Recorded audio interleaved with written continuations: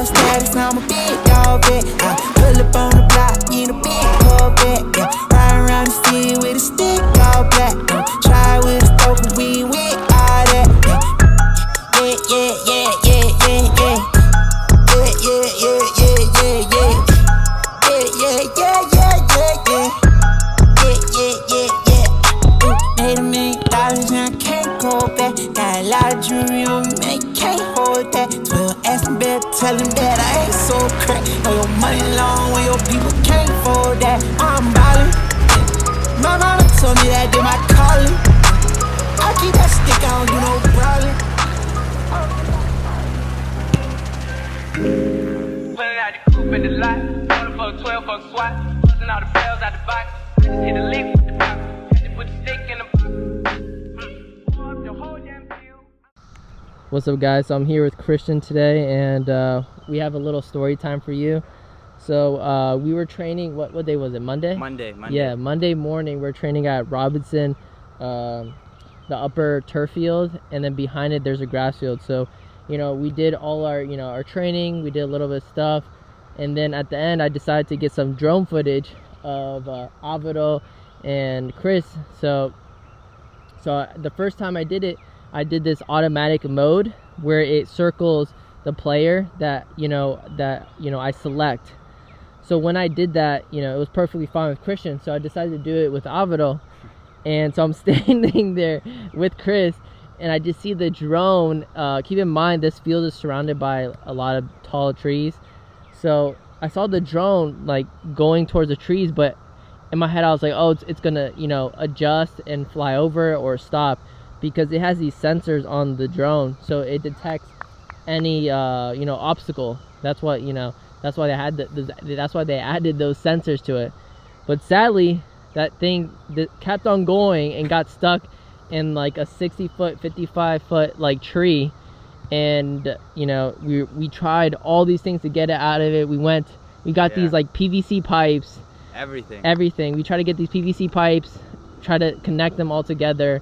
3 hours. Like 3 hours after the train, trying to get this drone out. I tried kicking a couple soccer balls, trying to hit it out. 90-degree weather. 90+ degree weather. It was humid, cicadas, everything. And so I was just really disappointed. I tried throwing a lacrosse ball. It was so high. BB gun. Yeah, BB gun. We even got a BB gun. Tried shooting at it. Everything you could think of. And ended up getting stuck, and we weren't able to retrieve it. So I was really sad because obviously I lost a couple $100 there. But later that day, Christian hit me up. He's like, yo, my uncle cuts trees. And so I'll let Chris take over and explain the rest of the story, but that's like the beginning of it.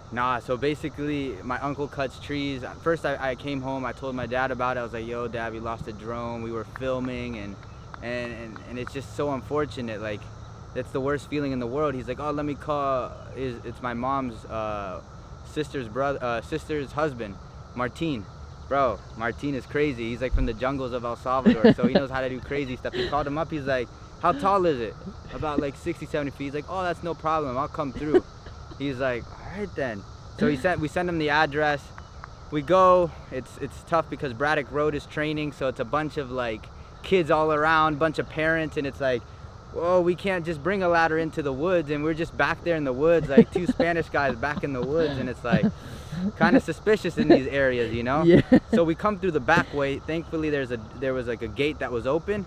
We opened the gate, thankfully it's open, so we just like put the ladder over the gate, and we go from the back. There's thorns and everything, right? We couldn't locate it, but he has like crazy vision, so he's like, oh yeah, I see it.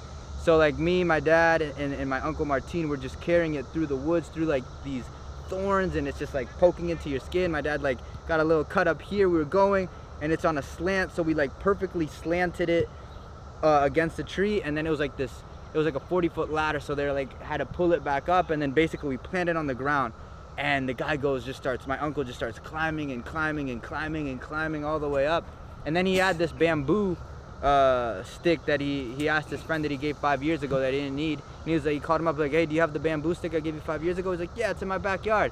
So he brings it with him, and we use the bamboo trees like 40 feet in the air, but then we hand him the bamboo stick with one hand, like upper body strength, just extending it, and he's like poking at it. Then he gets the drone, then it falls into another branch, and then he has to go again, and then bang, it falls, and we retrieve the drone. And it's just like, it's so weird because I stepped out for a second. I looked at, like, he was like, you see this huge tree, I'm on the field, and you could see like some man on a ladder up on the field, just a random guy, like a random El Salvadorian just on top, and the guy's like, he's got to be careful, like there's a guy, he's like, he could fall, and I'm like, yeah. But thankfully we retrieved the drone, and you know, it was good because I mean, it was Phil's drone, and he was filming for us, so it's like, man, we couldn't let him down, so we had to do it. Yeah, but I just want to, you know, give a huge shout out to, you know, Chris and his family. You know, he honestly didn't have to do all that just to get the drone. We could just left it there. Yeah, and the fact that same day he went out of his way to ask, you know, his family member to come out and get the drone. From Woodbridge too. It was a really good effort. So yeah, it was good. Yeah, so from Woodbridge too. So like, you know, I'm really grateful for, you know, people like Chris and his family. Like you have no idea like how happy, because he told me right before I had practice, so I was kind of down, upset, because, you know, that would have been $200 right down the drain. The fact that there was no damage to it at all was like crazy, because that thing was over 50 feet. So, you know, obviously I was upset because, you know, DJI says, you know, oh yeah, you know, it has sensors, so it'll, you know, obstacle avoidance. But it didn't do that. No. And I wasn't even flying the drone. I put it on this automatic mode, so it should have detected it. And I was just so, you know, frustrated about that. But, you know, at the same time, I'm just so grateful to have Chris, you know, be out here with me, you know, for helping me. And that is why, you know, I'm gonna create him like the best commercial ever. Dang. I'm looking forward to it. And even when he goes back to El Salvador, I'll be sending him pictures of me wearing the Toca Sox. Sick. So that, you know, even while he's training stuff, you know, he'll have continuous content throughout that time. But I just want to say thank you so much, and thank you to your dad and uncle for going out their way to really help me. They risked their lives to get that drone, so it was nothing for them. But yeah, man, no, thank you, and we had to do it for the squad. So yeah, so thank you. You're gonna see some amazing drone footage, and you're gonna see some clips of them climbing up the ladder that Chris sent me. And yeah, I just thought it'd be a funny, you know, and an awesome story to have, you know, just for some memories. For sure. But yeah, thank you, great stuff today from Chris. We had some really good guests. We had Khalid, Alvaro Benhau, and yeah, great stuff from this guy right here. He's leaving next week, but you know, you'll see him a little bit more before he leaves. For sure. But thank you guys. Thank you. Thank you. Oh my, that transition though. It's drive it. Let's see it.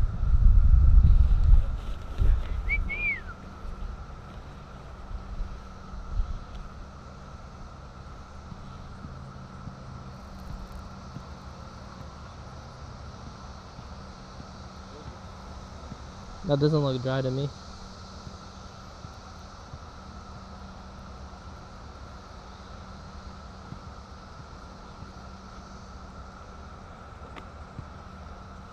Thought you said it was dry fit.